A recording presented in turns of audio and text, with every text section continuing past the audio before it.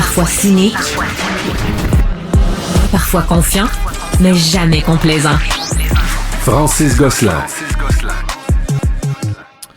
Pour parler de la suspension de ce programme de subvention aux véhicules électriques, j'ai le plaisir d'accueillir M. Yuchi, qui est PDG de la Corporation des concessionnaires automobiles du Québec. M. Yuchi, bonjour, merci d'être avec nous à l'émission. Bonjour, merci de me recevoir. Écoutez, je suis un peu sympathique à votre cause, mais je voulais vous l'entendre un peu parce que là, forcément, ce qu'on a appris hier en fin de journée, là, de manière un peu subreptice, c'est qu'en fait, là, on arrêtait cette subvention-là dans quelques jours, là, quelques semaines, juste après les fêtes, et que peut-être qu'elle allait reprendre. Comment est-ce que vos membres, comment est-ce que les concessionnaires du Québec réagissent face à cette annonce-là un peu étrange là, en fin de journée hier? Ben, c'est une surprise, en fait. C'est une surprise pour nous. C'est une surprise qui est déplorable. On s'y attendait, mais pas du tout. C'est un plan qui était existant, qui avait été redéfini au mois de mars dernier avec la régression graduelle des incitatifs. On l'avait anticipé, on avait prévu un peu le terrain, on avait préparé le terrain à ce que potentiellement les 2 premiers trimestres 2025 soient un peu plus difficiles, sachant qu'il y a une partie des Québécois qui se sont rués sur notre produit électrique là, dans les derniers mois, sachant que le programme régresserait.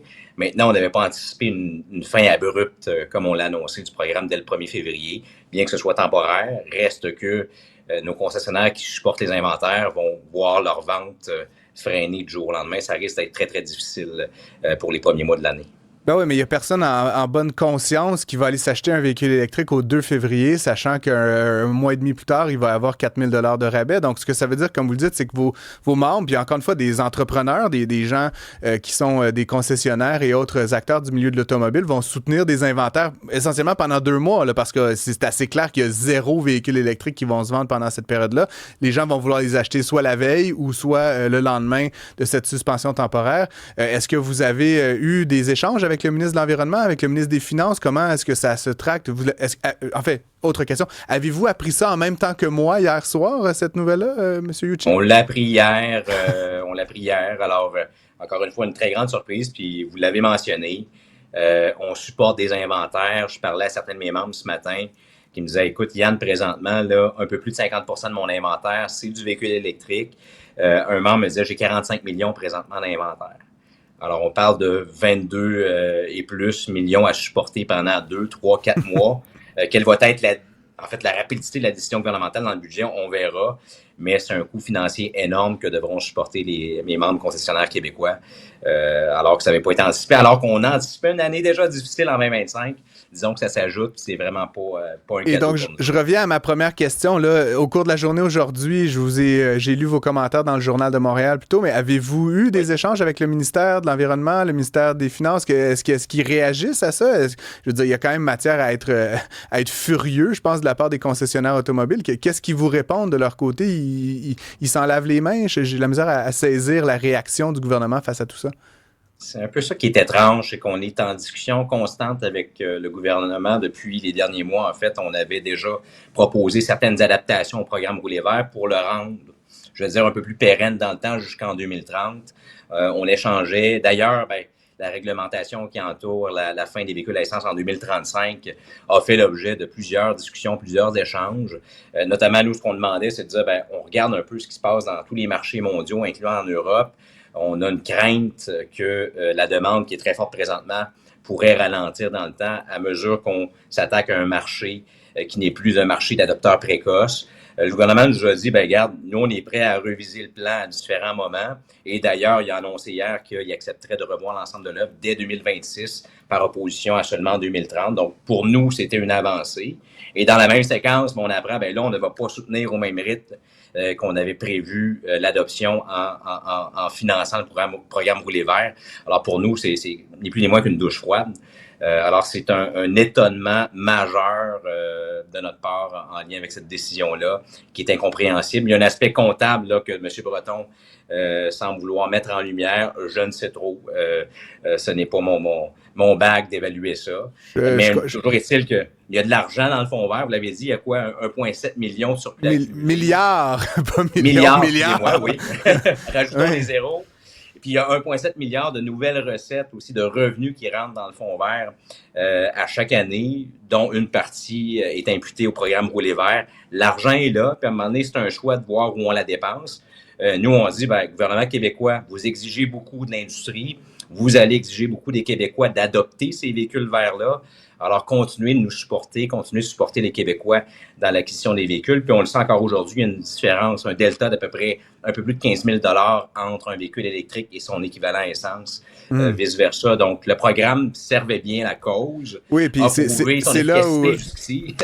C'est là où la combinaison des subventions provinciales et fédérales là, qui, jusqu'au 31 décembre cette année, qui équivalait à 12 000 ça combinait, en fait, ça permettait de réduire cet écart. Puis ensuite, évidemment, avec l'usage de l'électrique qui est moins coûteux que l'essence, ça permettait de faire un calcul intelligent. Mais là, déjà que ça baisse de 3 000 donc au 1er janvier, et là, ce qu'on apprend, c'est que ça va baisser de 4 000.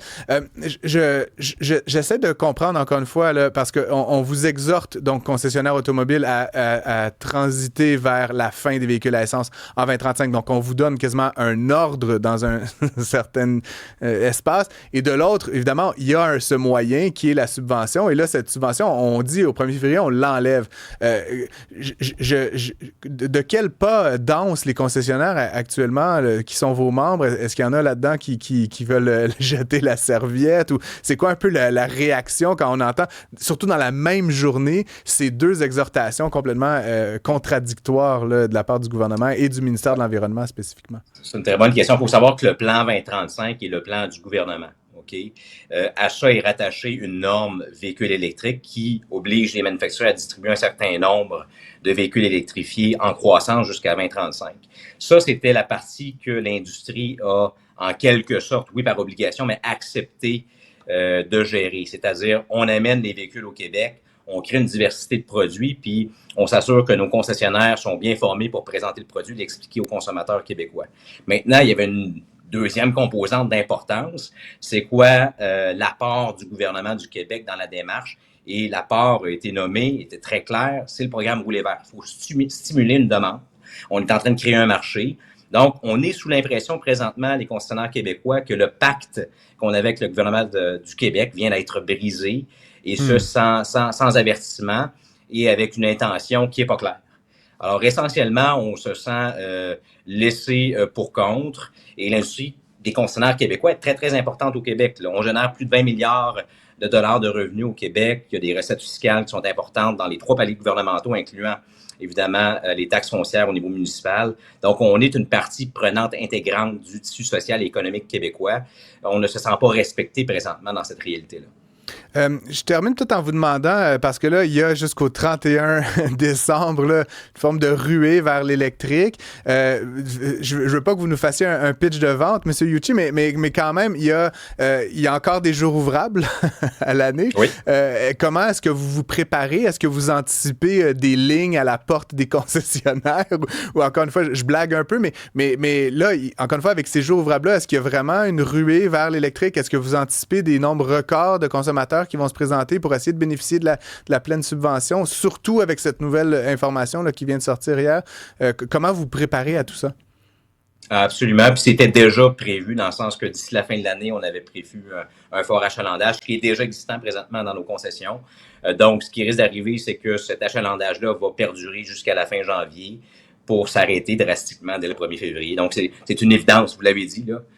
On va avoir un avant-programme Rouler vert et un lendemain au programme Rouler vert. Ça va faire mal pour nos concessionnaires québécois. Puis moi, je pense aussi aux consommateurs québécois. Certains arrivaient à l'échéance de leur contrat de location dans cette période-là, donc doivent remplacer leur véhicule. Donc, ça va faire assez étrange pour un Québécois qui doit remplacer son véhicule d'avoir à assumer un prix supérieur alors que son voisin va payer 4 000 $ moins cher dans quelques jours. Ça va créer beaucoup de perturbations dans le marché. Est-ce qu'il est envisageable pour des membres de vos membres de, mettons, prolonger un bail de location d'1 mois? Encore une fois, je ne suis pas un expert là, de l'aspect contractuel de la chose, mais justement, est-ce que vous pensez qu'il y a des accommodements qu'on peut imaginer pour faciliter la vie autant des consommateurs que des concessionnaires, puis permettre éventuellement à ceux et celles qui veulent passer à l'électrique de se rendre au 1er avril, là, qui c'est une autre date fatidique dans cette histoire?